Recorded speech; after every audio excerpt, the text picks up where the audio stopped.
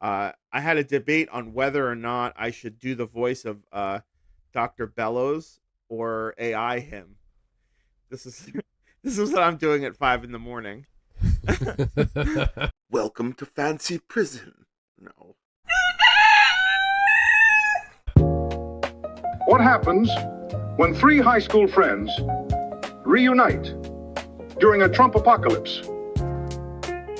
I'll tell you what happens. They do a podcast, little buddy. Mr. Newberger's AI Funnies behind the scenes. You are watching Generation Exile.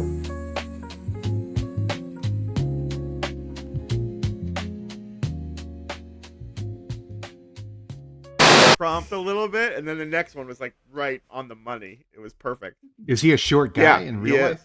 There's a great picture of him interviewed, and he's sitting in a director's chair, and his legs are swinging like Lily Tomlin's used to, you know? That character she used to do. Yep. And it looks like it's been exactly AI or Photoshop, but it wasn't.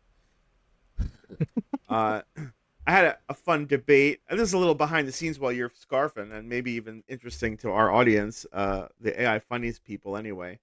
I had a debate on whether or not I should do the voice of Dr. Bellows or AI him.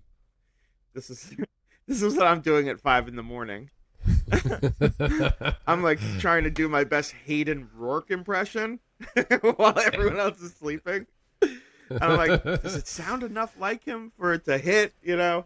So I was going to do both Hayden Rorke and Paul Lynde, both who make cameos in this episode or this video I did. I enjoyed the Paul Lynde. Thank you. I've done Paul Lynde before, you know, jokingly, like, oh, Charlotte, you know, like just saying things like that.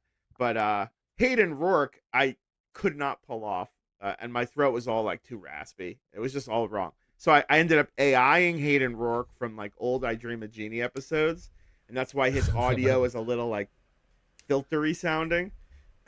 Right. But it's fun to turn that. Listen, being able to take a picture of that dude and just like bring him to life, that's like the best. AI is the best invention ever. It's almost like any person from like 60s or 70s or 80s TV or film becomes like your little action figure that you're playing with in your bedroom. So you want to do your own episode of I Dream of Jeannie? You can. Meanwhile, I'm arguing with ChatGPT. You're arguing with ChatGPT? Yeah, telling it to get its shit together because it couldn't maintain like a consistent 3 of us as cartoons. Oh, yeah. I'd be like, no, this is not right. This is not what you made. Get your shit together. Does it say, you're right, I have to get my shit together? Like agreeing? Oh, constantly? always. Yeah, every time. It's like, no, it was like, yeah, my bad. I can tell why you're getting pissed off. Right. You know, you said, like, for what, out of nowhere, it rendered me without a beard and a fucking fedora hat. And I was like... It was remembering you from high school at the... Yeah, I was like, you gotta put a beard on and get rid of the hat. I would never wear a fedora or go without a beard. Never strong, considering I remember you wearing a fedora. No, I'm talking about the future. Okay. I didn't say I never have. And technically, it was a trilby. So stand corrected.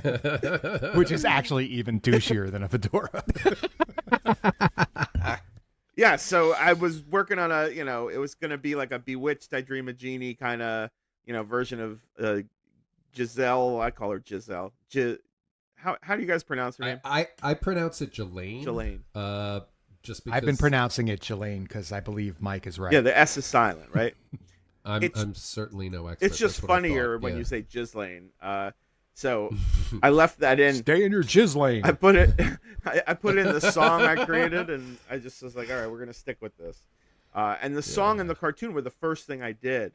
I find that people don't love animated AI funnies.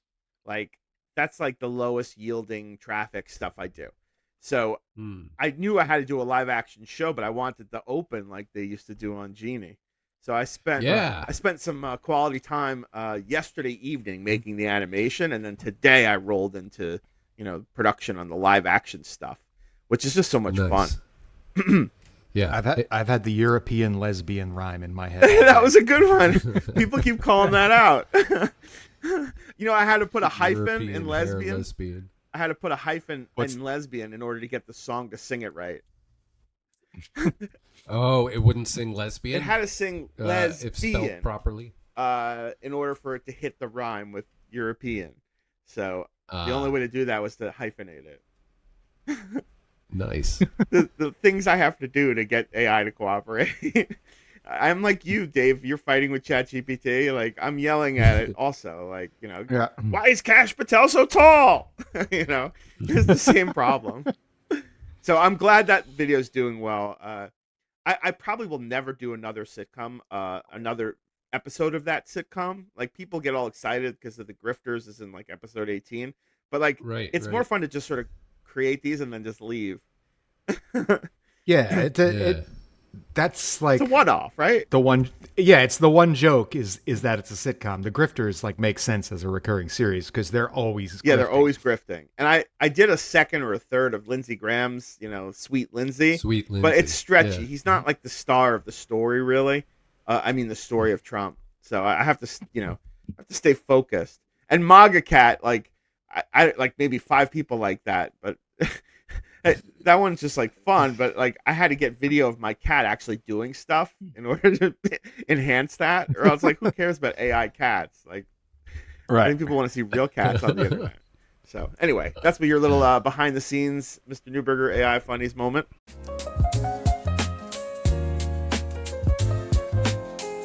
You are watching Generation Exile. I really hate that sad loser, Mr. Newberger. Who, me?